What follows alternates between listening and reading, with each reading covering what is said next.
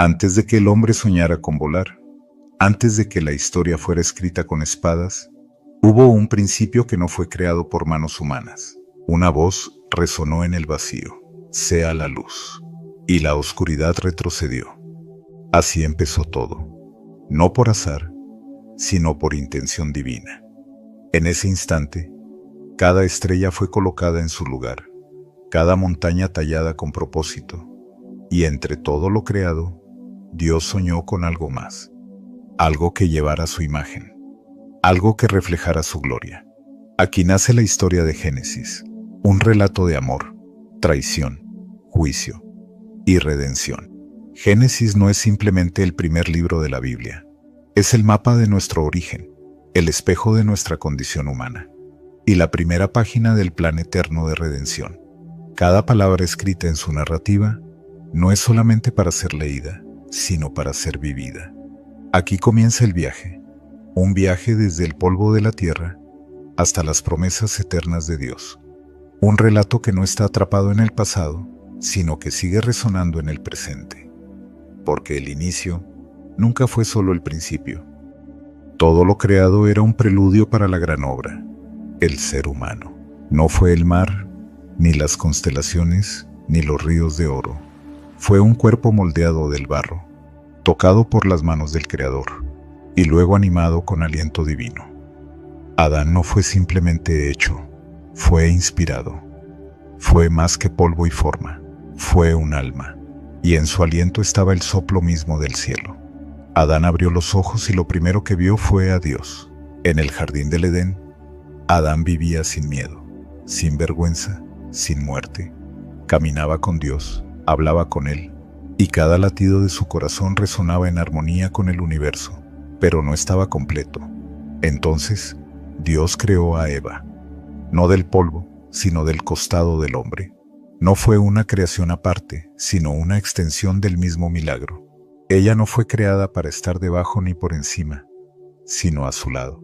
Fue el acto más profundo de comunión y complementariedad que el universo ha presenciado. Juntos eran uno, unidos por diseño, y en ese estado de perfección, el Edén se convirtió en un reflejo del cielo. San Agustín dijo: el paraíso no era un jardín, era el alma sin pecado. Y esa alma, por un instante, fue plena. El Edén no era solamente un lugar geográfico, era una manifestación física de la cercanía entre Dios y el hombre.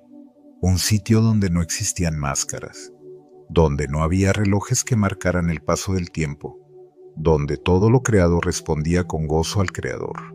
Era plenitud, y era solo el comienzo. En medio del Edén, dos árboles representaban más que vida o muerte. Representaban libertad, porque Dios, al amar verdaderamente, permite elegir.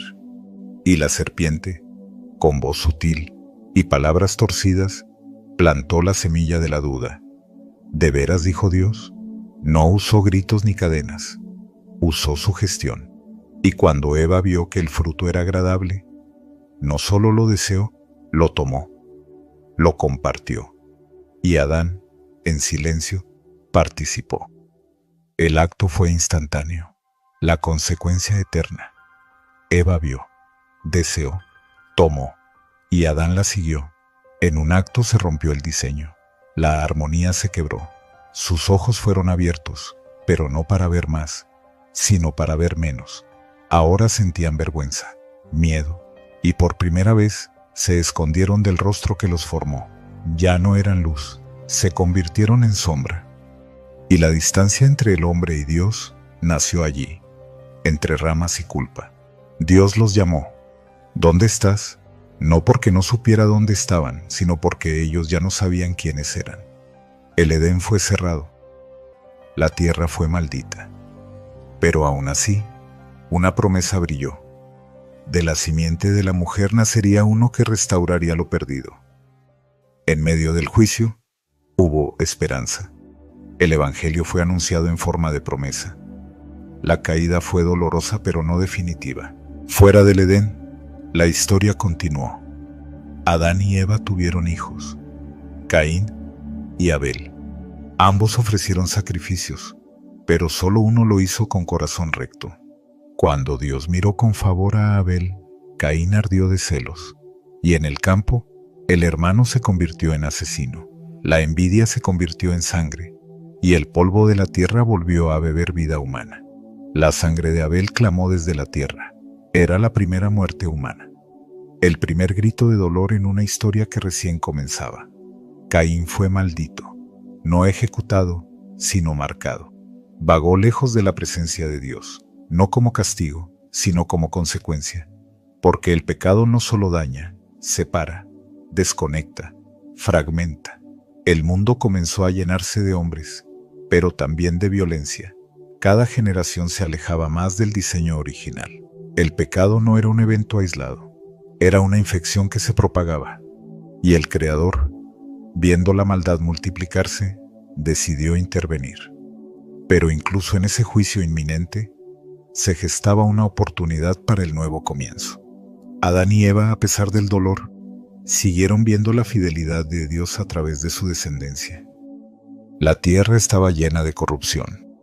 Cada pensamiento del hombre era perverso, continuo, insaciable. Pero en medio del caos un hombre halló gracia, Noé. Mientras otros reían, él obedecía. Mientras otros se burlaban, él edificaba. Porque Dios le habló: haz un arca. Y Noé no solo escuchó, actuó.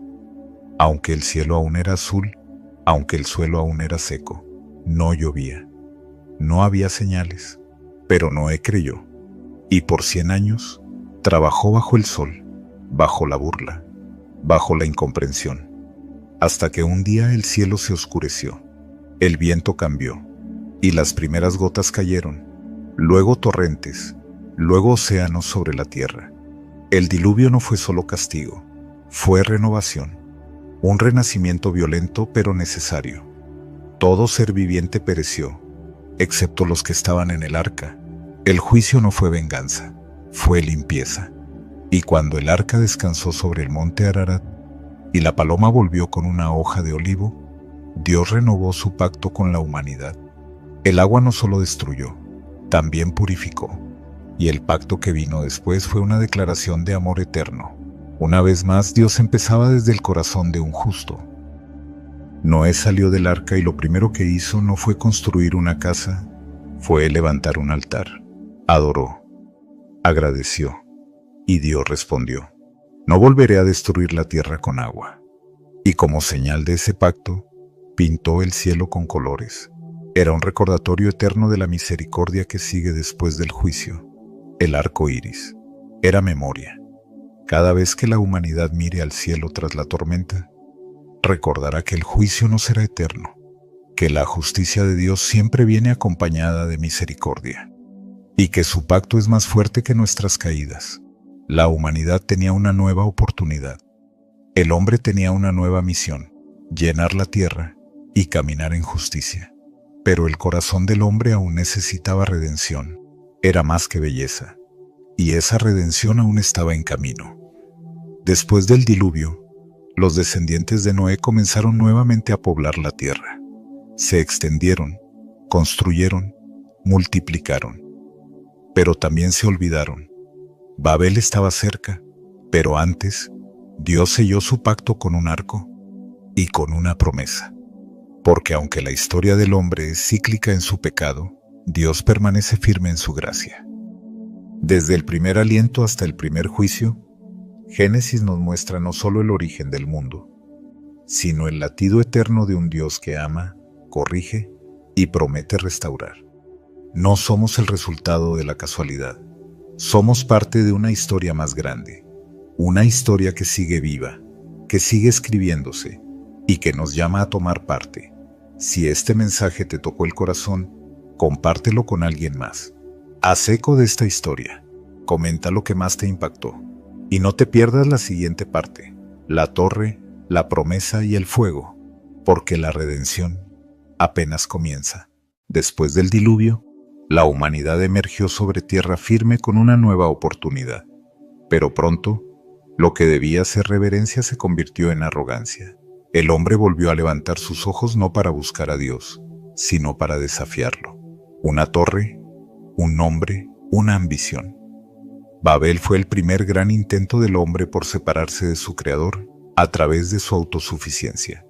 Pero Dios, fiel a su propósito eterno, no abandonó su historia. Mientras unos se perdían en su orgullo, otros serían llamados a caminar por fe. Este capítulo del Génesis nos revela que el plan de redención nunca se detiene, que la promesa sigue viva, y que entre la confusión y el fuego, Dios sigue formando una nación desde un hombre que se atrevió a creer. Esta es una historia de pactos eternos, de esperas que forjan carácter y de fuegos que purifican el alma. La humanidad volvió a multiplicarse, un solo lenguaje, un solo pueblo, una sola voz que clamaba: construyamos una torre que llegue hasta el cielo. Hagámonos un nombre. Babel no fue solo una obra arquitectónica, fue una declaración espiritual de independencia. Fue un Edén reconstruido, pero sin Dios. Ladrillo sobre ladrillo, los hombres levantaron no solo una estructura, sino su ego colectivo. Querían alcanzar el cielo por sus propios medios, no por comunión, sino por competencia, no por relación, sino por rebelión. San Agustín lo describió así: la ciudad del hombre se edifica sobre el amor propio llevado hasta el desprecio de Dios. Babel fue la encarnación de esa ciudad, pero Dios descendió, no con destrucción inmediata, sino con una estrategia que rompiera la unión del pecado, la confusión de lenguas. Lo que debía ser una sola voz se volvió ruido. Lo que debía ser una nación se dispersó en pueblos, y la torre quedó inacabada. Un monumento al límite humano sin lo divino, un recordatorio de que no se puede construir eternidad con herramientas humanas. Dios no está contra el progreso, pero sí contra la soberbia que se olvida del Creador. Desde la dispersión de Babel, Dios enfocó su mirada en un solo hombre. Abraham vivía en Ur, tierra de ídolos, costumbres paganas y linajes sin herencia eterna. Pero Dios lo llamó, no por su fuerza, no por su conocimiento, sino por su disposición a obedecer. Sal de tu tierra, de tu parentela, de la casa de tu padre, y ve a la tierra que yo te mostraré. Abraham obedeció sin mapa, caminó sin saber el destino. Solo tenía una promesa: haré de ti una gran nación, te bendeciré. En ti serán benditas todas las familias de la tierra. Era un pacto imposible. Él ya era viejo, su esposa estéril. La promesa sonaba como una burla. Pero Dios no juega con la esperanza. Él planta semillas de fe que florecen en el tiempo perfecto.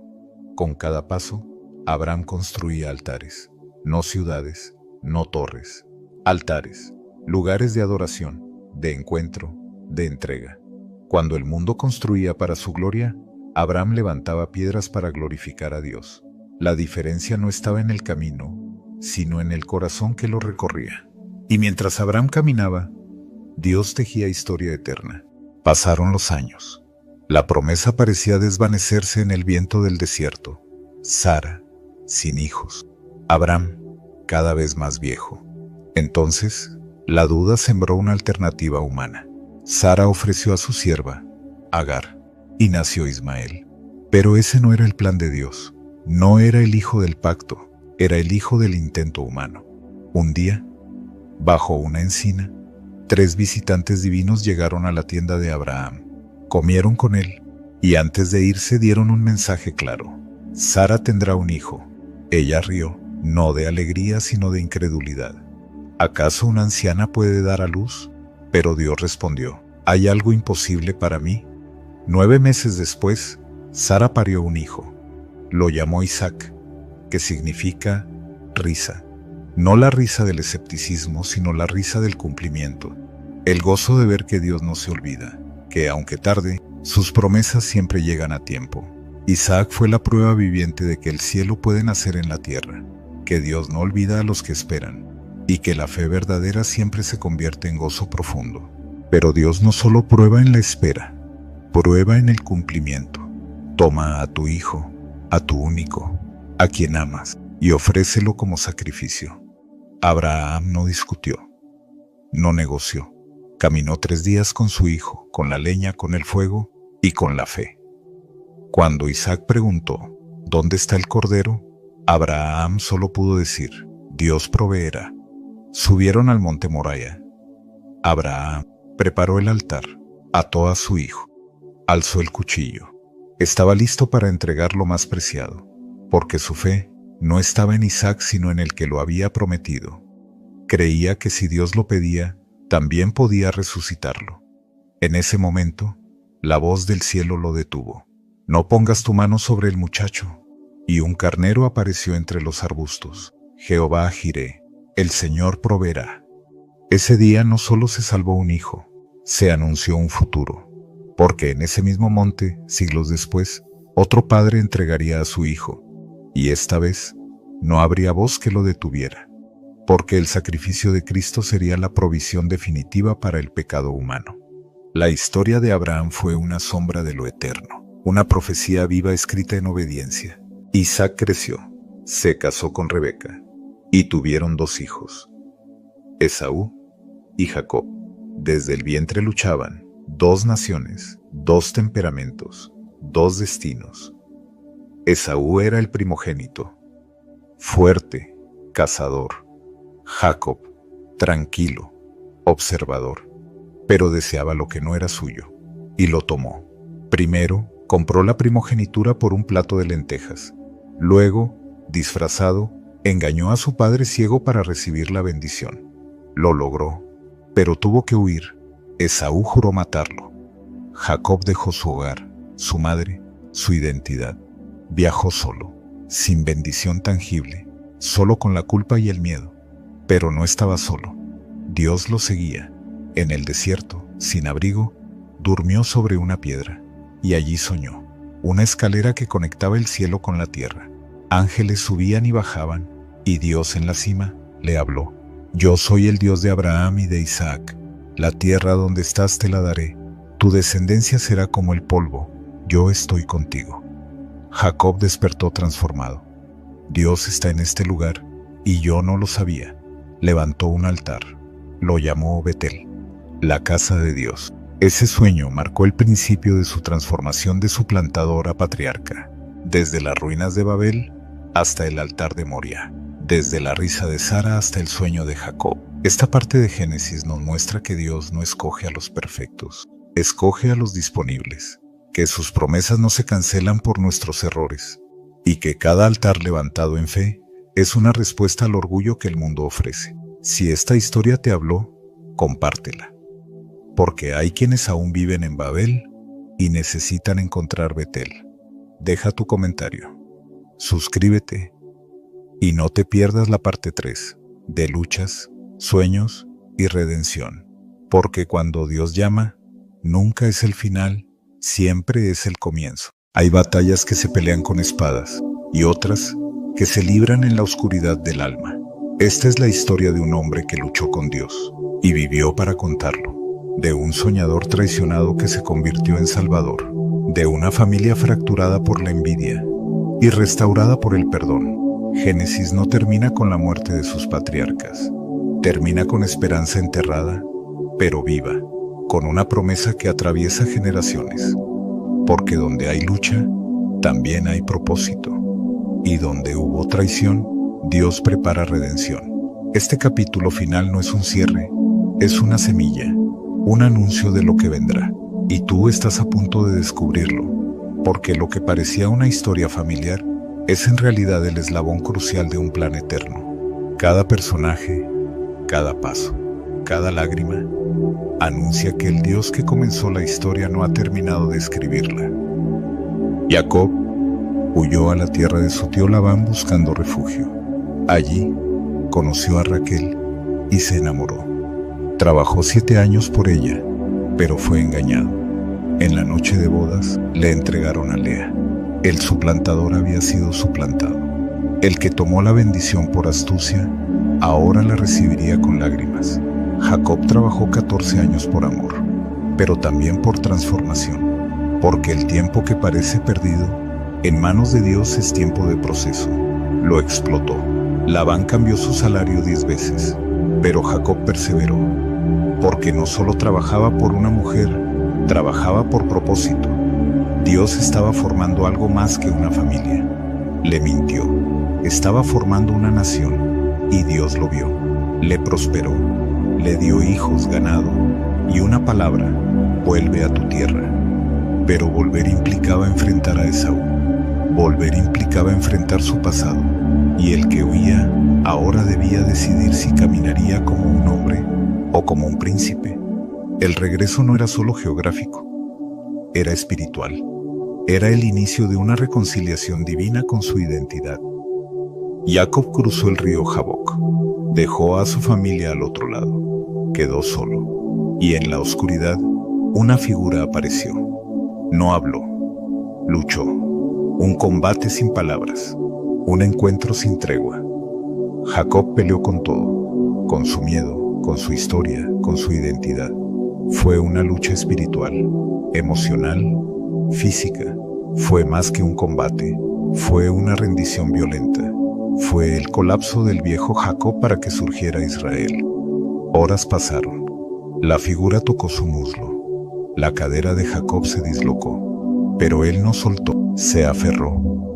Gritó: no te soltaré si no me bendices. El extraño respondió: ¿cuál es tu nombre? Jacob. Ya no te llamarás Jacob, sino Israel, porque has luchado con Dios y con hombres, y has vencido. Su nombre, su caminar. Jacob quedó herido, cojeaba, pero no era el mismo. Su carácter, todo fue transformado. Había luchado, había sido quebrado, y en ese quebranto había nacido un príncipe, Israel, el que prevalece, no por fuerza, por fe, porque a veces la mayor victoria es aprender a rendirse en los brazos de Dios. Y esa herida en la cadera se convirtió en un recordatorio eterno de que cuando el hombre toca el cielo, jamás camina igual. Israel tuvo 12 hijos, pero uno fue diferente: José, nacido de Raquel, amado con intensidad. Su padre le dio una túnica de colores. Sus hermanos le dieron odio, porque José soñaba, veía cosas grandes, estrellas que se inclinaban, gavillas que lo rodeaban. Sus sueños eran ecos del cielo, pero sus hermanos no estaban listos para comprender lo divino en lo cotidiano. Los sueños despertaron celos, y el celo, traición. Lo arrojaron a una cisterna, lo vendieron por monedas, lo despojaron de su manto, pero no de su llamado. José fue llevado a Egipto, comprado por Potifar. Administró su casa con excelencia, pero fue acusado injustamente y terminó en prisión. De túnicas a grilletes, de sueños a barrotes. Sin embargo, su fe permaneció firme. Allí, donde otros veían ruina, Dios veía formación. En la oscuridad, José no perdió su luz. Interpretó sueños, dio esperanza a otros, y un día fue llamado por el faraón. El rey había soñado, nadie podía interpretar, hasta que apareció José, con sabiduría, con discernimiento, con propósito, porque donde el mundo encierra, Dios prepara escenarios de gloria. José no solo interpretó sueños, interpretó el futuro de una nación entera, y su obediencia se convirtió en la clave de la supervivencia de multitudes. Faraón soñó con vacas gordas y flacas, con espigas llenas y vacías. José explicó: 7 años de abundancia, 7 de hambre, almacena, prepárate.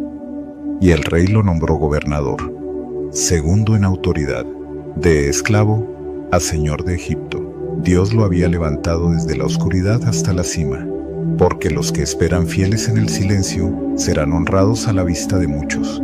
José almacenó, administró, gobernó, y cuando el hambre golpeó, Egipto tenía pan. Pero en Canaán, su familia sufría. Jacob envió a sus hijos a buscar alimento, y allí, sin saberlo, se postraron ante su hermano. El sueño se cumplía. Pero José no les reveló su identidad de inmediato. Observó, analizó, los probó, les puso pruebas, exigió a Benjamín, retuvo a Simeón, vio sus reacciones, escuchó sus palabras, quiso saber si los corazones que antes lo vendieron por monedas, ahora estaban dispuestos a pagar con su vida por el menor. Y cuando Judá se ofreció como esclavo en lugar de su hermano, José supo que algo había cambiado. Entonces se quebró, rompió en llanto y habló: yo soy José. En ese instante, lo imposible se volvió real. El pasado fue redimido. El hermano traicionado se convirtió en el hermano que salva. Así actúa la gracia. Transforma el dolor en propósito. El miedo llenó la sala. Nos hará pagar, pensaron. Pero José respondió: no fuisteis vosotros los que me enviasteis aquí, fue Dios. Porque lo que ellos planearon para mal, Dios lo usó para bien, para salvar vidas, para preservar una nación. Lo que parecía traición era estrategia divina. El perdón no fue un acto emocional, fue la revelación de un corazón gobernado por la perspectiva de Dios. José abrazó a sus hermanos, los perdonó, llamó a su padre, y Jacob, ya anciano, bajó a Egipto, abrazó a su hijo, vivió sus últimos años en paz. Antes de morir, bendijo a sus hijos, profetizó y pidió ser enterrado en Canaán, porque Egipto era refugio, no destino, y los patriarcas lo sabían. La promesa estaba en la tierra prometida, no en los palacios de Faraón. José siguió gobernando, y antes de morir, dejó instrucciones: Dios os visitará, y cuando lo haga, llevad mis huesos con vosotros.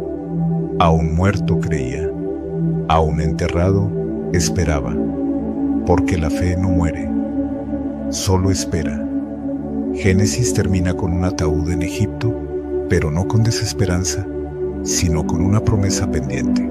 La redención estaba en camino, y el pueblo, aunque esclavizado más adelante, aún llevaba consigo la semilla de un destino glorioso. José murió con esperanza viva, porque los hijos de la promesa nunca mueren sin propósito.